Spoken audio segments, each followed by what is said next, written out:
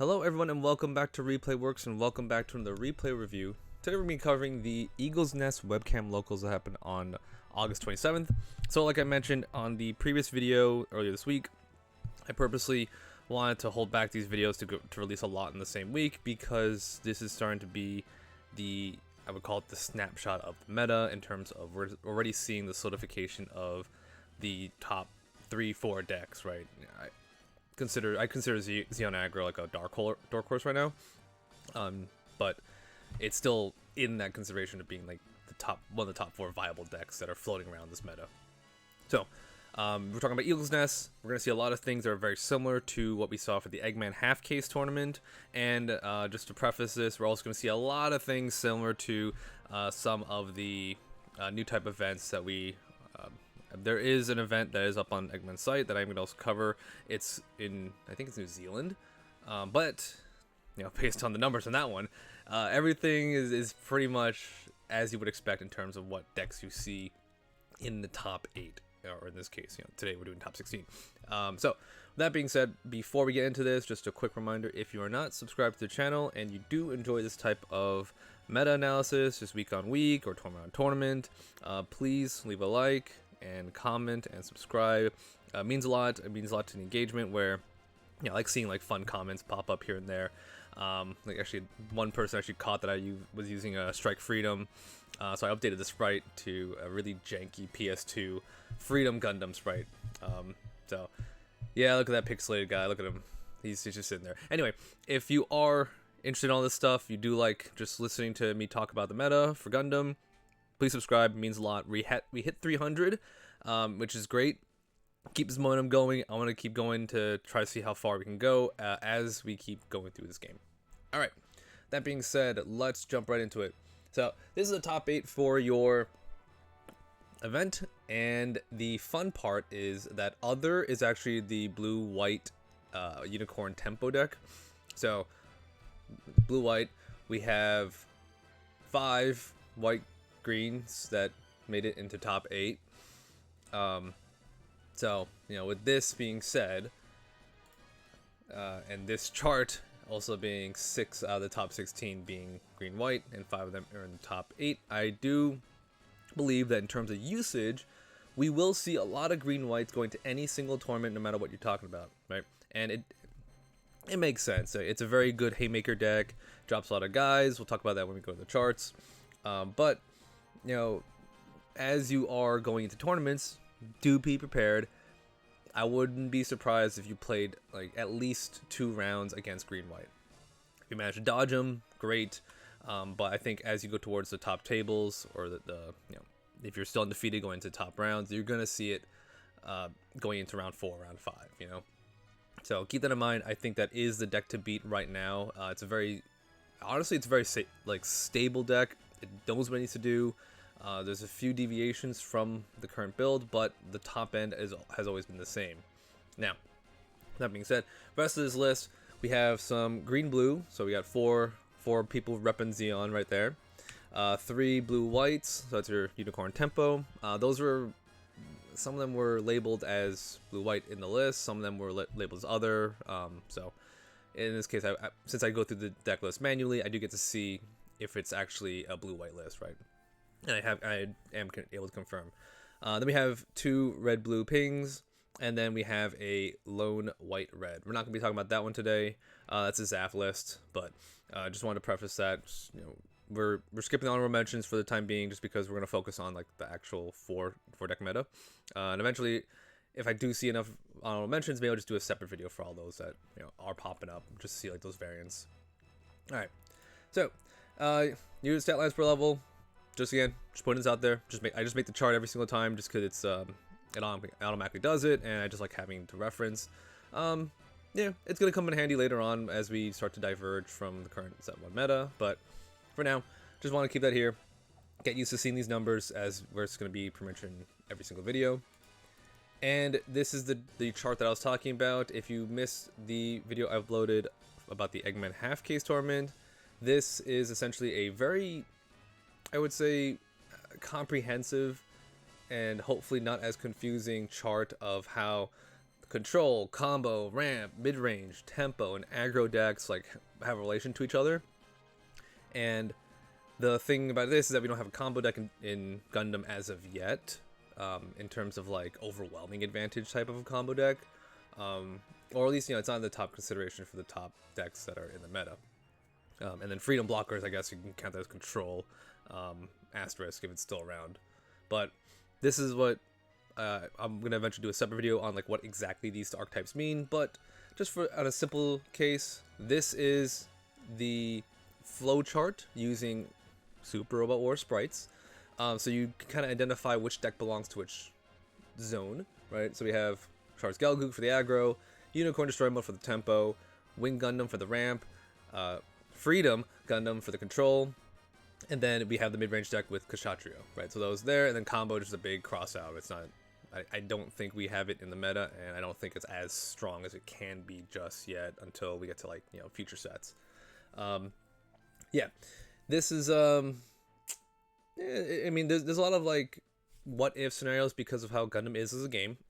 Like I'm not gonna say like it's definitively like, oh well, Ring Ramp is always gonna beat Zeon Rush, right? It's really dependent on how the first 3 turns play out in terms of does Zeon get enough guys on the board versus does Wing Deck do they miss the Death Scythe ramp turn, right? Do they lose that momentum?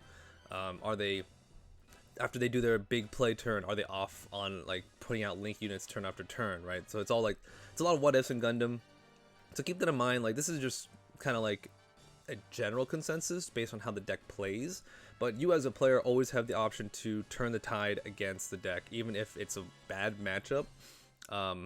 You can, as long as you know what that deck can do, plan around it. It's going to be one of those things that comes up in the middle of the game where you're going to have to, like, say for example, if I'm playing the Zeon deck and I play against my friend George and he does like double link turns for Sword Strike, for me it's like, well, it's in a bad position, but then I can always ask myself, well, how can I force him to do something really like suboptimal and always return, like, let's say my 2/2 Zaku's in my hand, so I'm always guaranteed to have a pitch fodder for Gelgoog, etc, etc. Like there's stuff that you can ask yourself in the middle of the game based on the tools you have to work yourself out.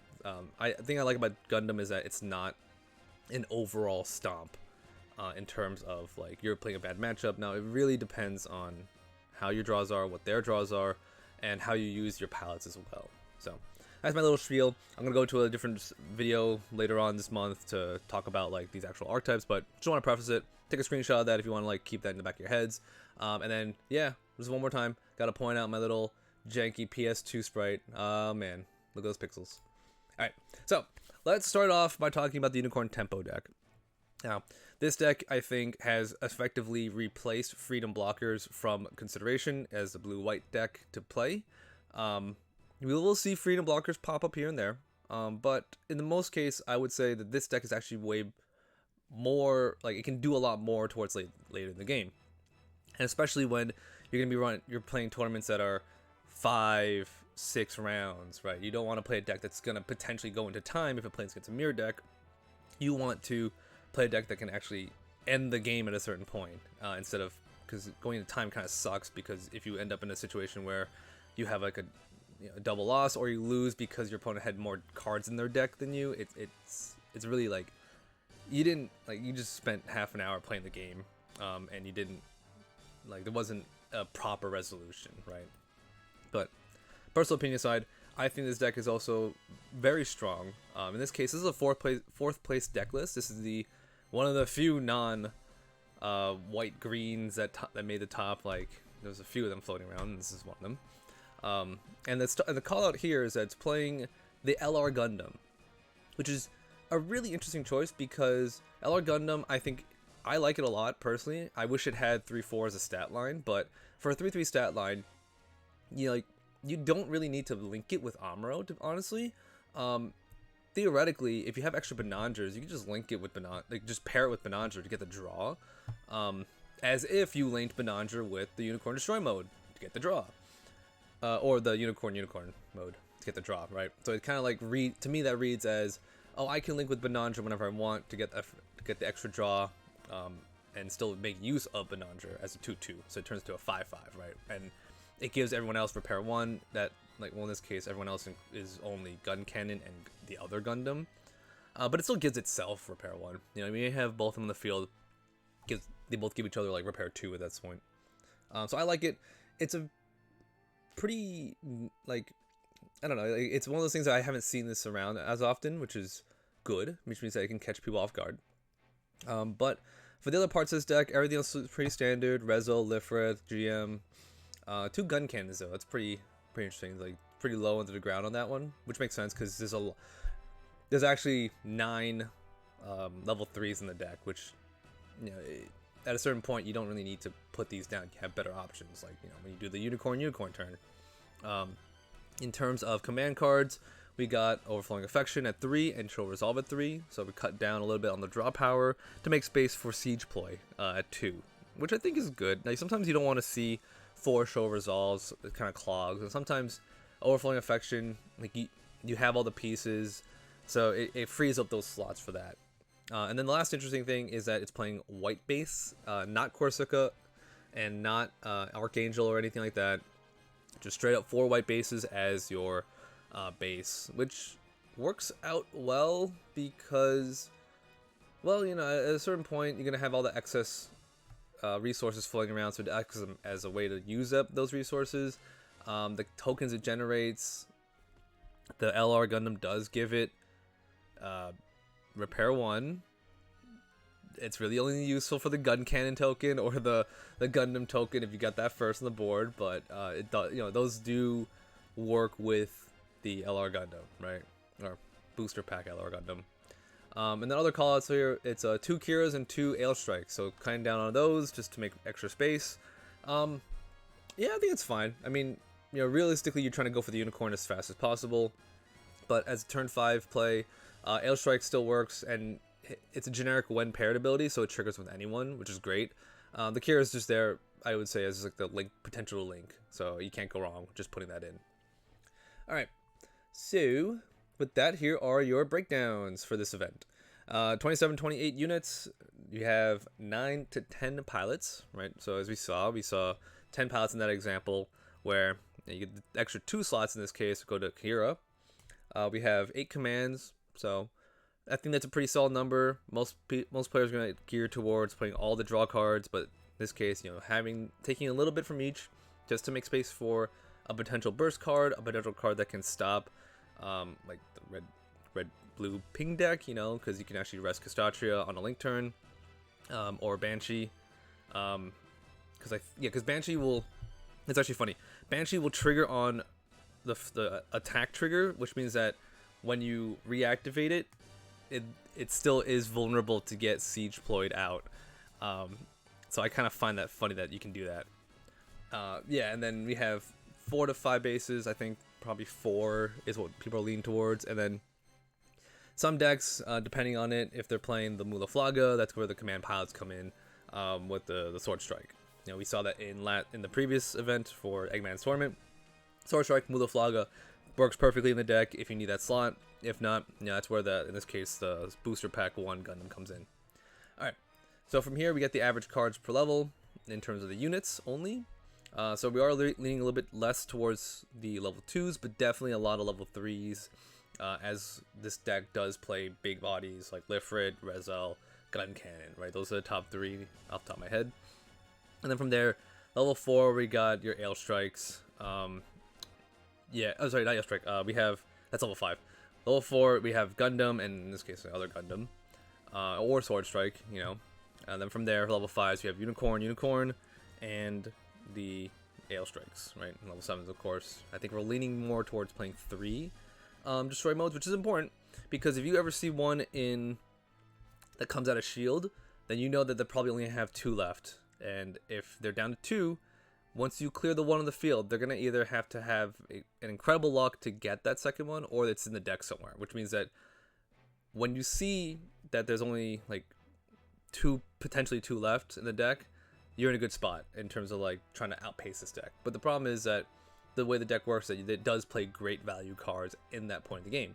I wouldn't be surprised if by turn 7, in addition to already having Unicorn on the field from the previous turn, they can just slam down 3 units that are like 2 Resolves and a Lifrith, right? And it's really strong, like, going into the end game. But yeah, and then here's your breakdown for the average cost, AP, and HP, right? Yeah, for the most part, pretty much standard stuff.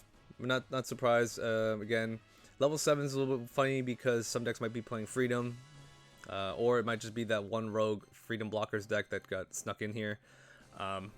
Either way, you really don't have to worry about Unicorn at this point. All right. And then here is your link units. Just a quick reminder, again, if you need to know what units give what AP bonuses, or rather what units get the AP bonus from the pilots, here you go. Amuro, Kira, they give 2 and 1. Banantra gives 2/2. So you know that for the most part, the HP levels for these units are going to be anywhere between 4 and 6, right?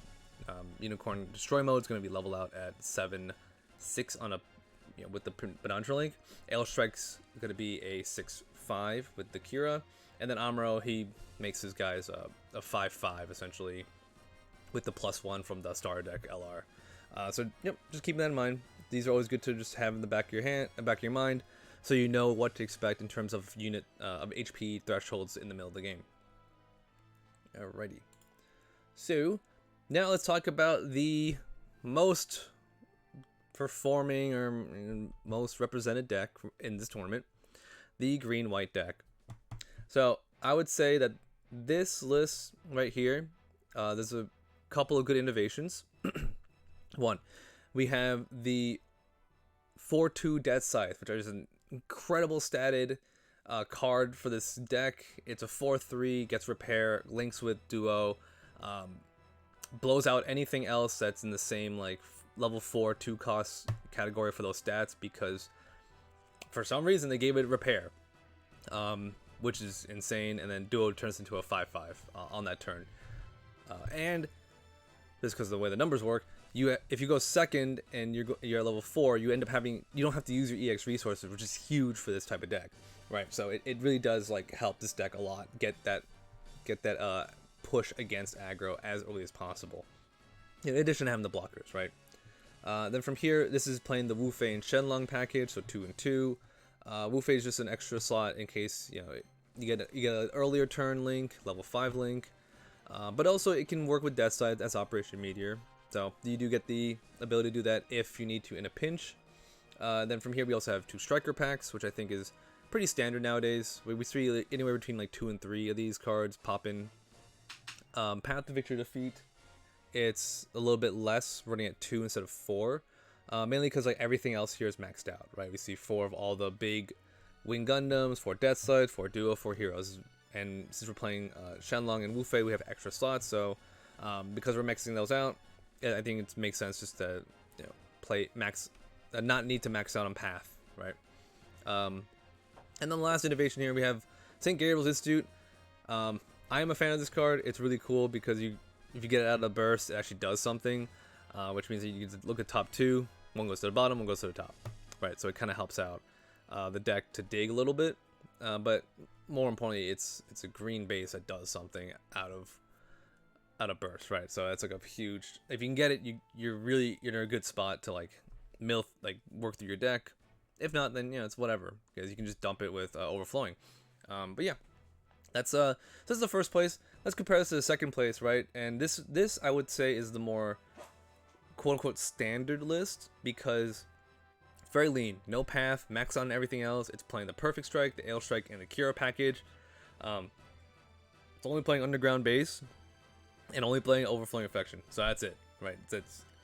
It's 11 pilots, 4 commands, and 4 bases, and then everything else is all the units you expect. And they just max out everything that's at 4 of, except for Perfect Strike and Kira. So I would say, if anything, just use this as a template of what to expect, but then use the first place deck right here as an example of how the deck can be a little bit different. Like in this case, this standard list does not have a level 4 play. It's relying on getting the bird mode to get itself past level 4 straight to level 5, right? That's just how that deck works. I think it's I think it's also a safe choice. You know, it's very tried and true at this point. And you know, everything in this deck does something, which is important for this type of meta, right? You want to play cards that do something and have an impact on the field. Otherwise, you're not pushing the game forward into your favor. All right. So now, talking about the breakdowns, we got 27-ish lower. Yeah, it's probably 27 most likely. Units. We have anywhere between 9 and 10 pilots, or in this case, second place list is 11. Since I was playing 4 duo, 4 hero, and 3 hero, but I think 10 pilots is probably where we're seeing most of these decks gonna level out at. 8 commands. That really is a huge depending asterisk, because you know it could be, you know, the deck can be as lean as it needs to be and only play 4 overflowing, or it can go as big as it needs to be and play overflowing, path to victory, striker pack, right? All those can, like, it does have the option to branch out to play more commands if needed. Bases, 5 seems to be what we're leaning towards, which, you know, if it's playing the blockers, you're playing the Archangel, which makes sense. The command pilots, that's where you move the Flagas if it's even playing that as your level 4 choice, right? And we can see that in the average cards per level, right? Out of all these decks, only a few of these are playing level 4s, which in this case should be Death Scythe. I think is probably just a better fit.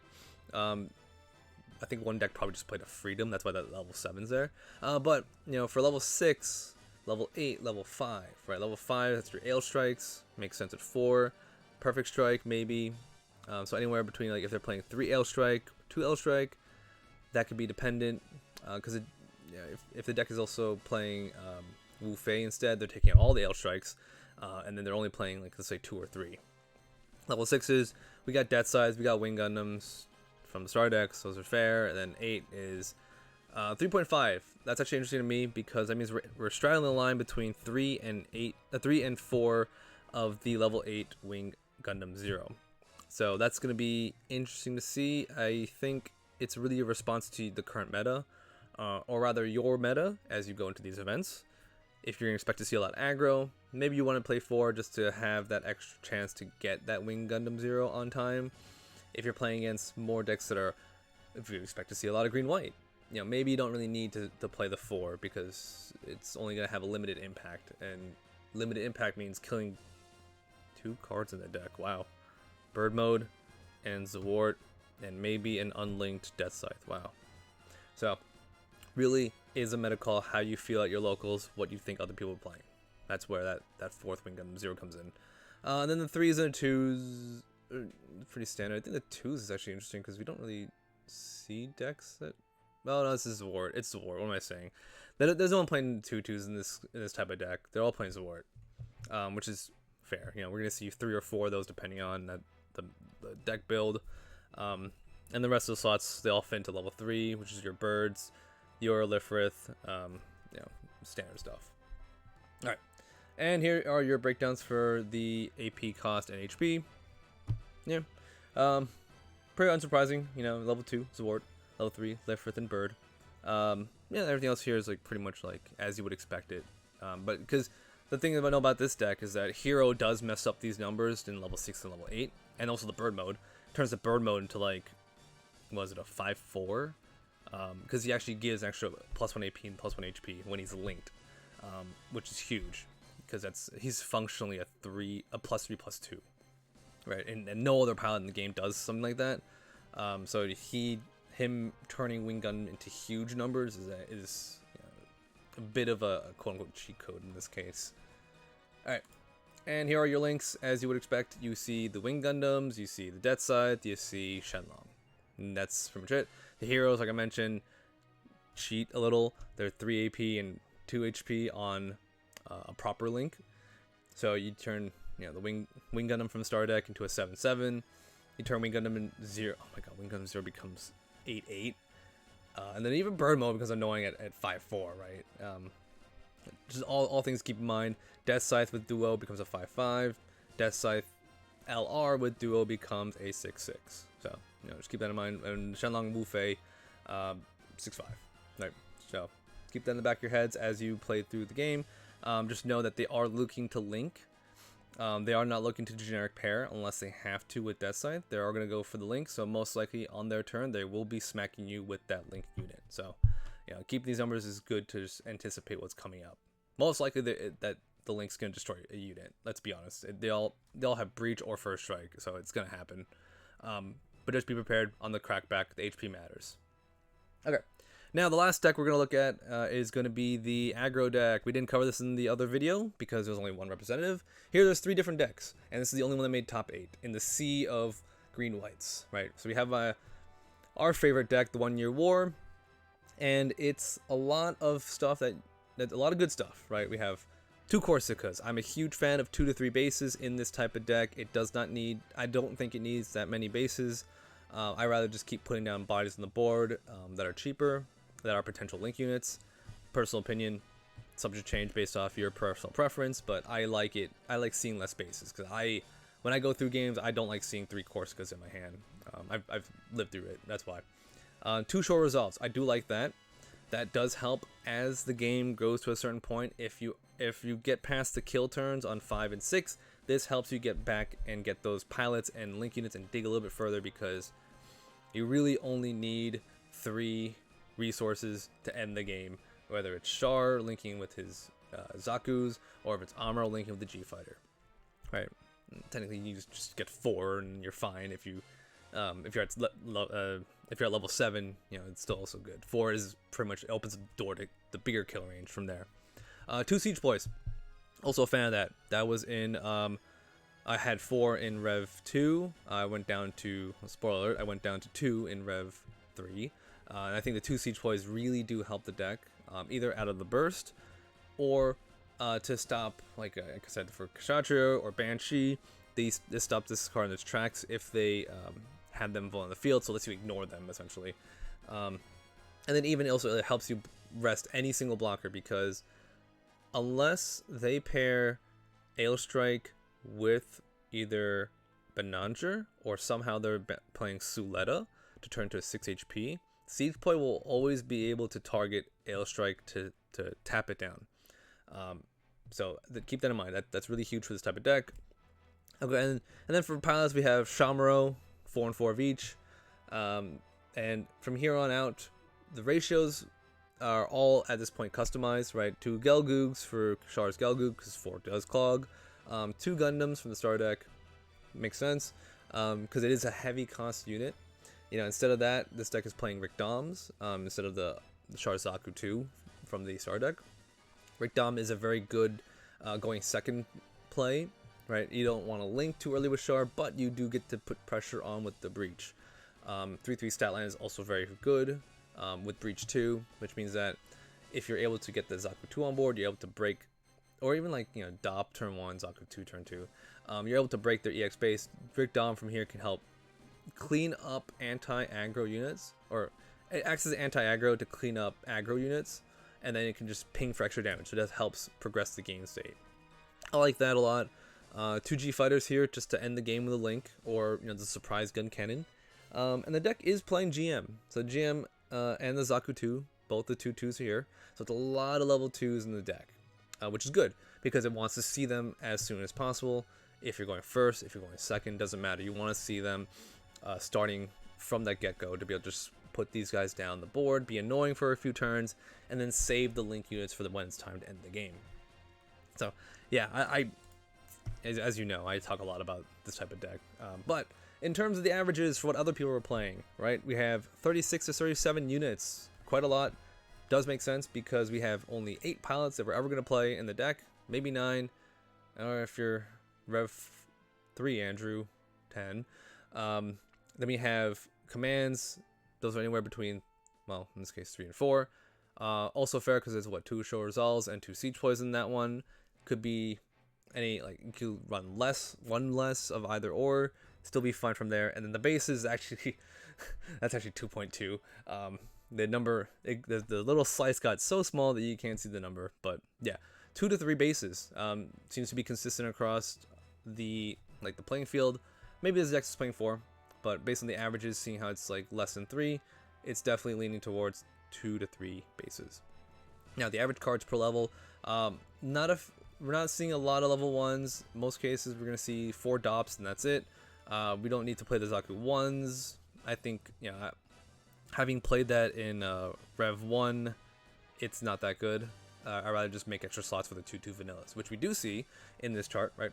14.5, so 14 to 15 slots dedicated to level 2s, mostly vanillas, gun tanks, and the Zaku 2 that's going to hit 3 AP on your turn. All great cards. And then we have level 3. This is the big link potential, you know, between Gun Cannon, G Fighter, both the Shars. You know, in this case, we also saw Rick Dom here as a non-link unit for that level, which is good too, because it does put a little bit of pressure. And level 4s, we have the ST Gundam and Shard's Gelgu, right? So those two are the ones that are going to be a level 4 slot, and then nothing past that. Deck's meant to be low to the ground, start slamming units as fast as possible, put down 2 units every single turn until your opponent either somehow deals with your board, or the game is over and you have won victory for Zeon. Alright, and then we have your AP, right? AP is kind of irrelevant in this deck because as long as you are able to break the EX base, the only thing you care about is hitting 5 or 6 for the bases, which you will accomplish based on the link units that you are able to put out. ST Gundam is pivotal to hit 6, but without it, you can just make do with Char, or you can poke with a DOP too, but you know, DOP's an extra attack. Yeah, so if you're playing against this type of deck, you know that none of these units are going to be swinging at your units most of the time. They're going to be swinging at your shield. So, if you play against aggro, you want to make sure you know their attack value so you are able to make better trades, right? So we're looking for anywhere between, you know, 3 or 4 HP units that will survive the trade-offs, especially early on. 2/2s do a lot of work against the deck.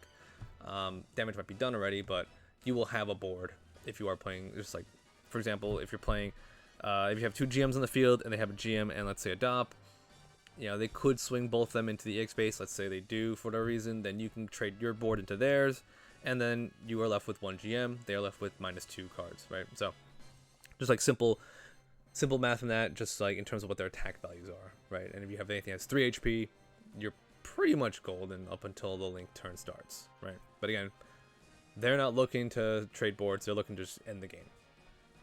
And speaking of link, here are the links that we would probably be seeing most likely in almost all the decks. We have both the Shars, we have the Gundam, the Gelgoog, and the G Fighter. You throw in Gun Cannon, you throw in Gelgoog, the vanilla Gelgoog, from there, and most of these decks are only going to be playing Shamro in 4 and 4, right?